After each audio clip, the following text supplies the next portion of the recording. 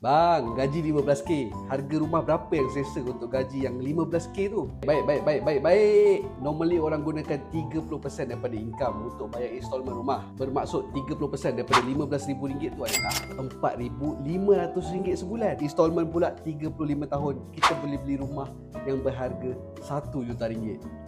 Bukan kita, awak lah yang gaji RM15,000 tu. Tempat kawasan jiran yang elit kan, jiran yang tak buang sampah rata-rata, yang tak bising memekak-mekak, tempat pun tenang, aman. Cuma biasa dengar tak, lagi besar periuk lagi banyak kerak dia. Pada pendapat saya 30% untuk installment tu sangat tinggi. Belum masuk lagi bil-bil rumah, cukai tanah, cukai pintu, segala macam cukai. Boleh turunkan installment rumah tu kepada 20% saja daripada income, lagi better. Which mean kalau gaji RM15,000 nak gunakan 20% saja, rumah tu installment adalah RM3,000 sebulan. Untuk financing 35 tahun bolehlah cari rumah yang lebih kurang harga RM700 ke RM750,000. Ramai orang takkan agree dengan saya.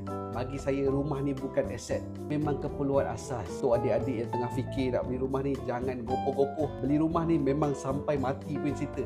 Jadi study betul-betul. Tengok kawasan kejiranan tu macam mana. Jangan main beli je. Baca kontrak betul-betul. Bila dah mampu nak beli rumah ni memang tak susah. Cuma bila jadi apa-apa nak liquidate tu yang susah. So plan betul-betul.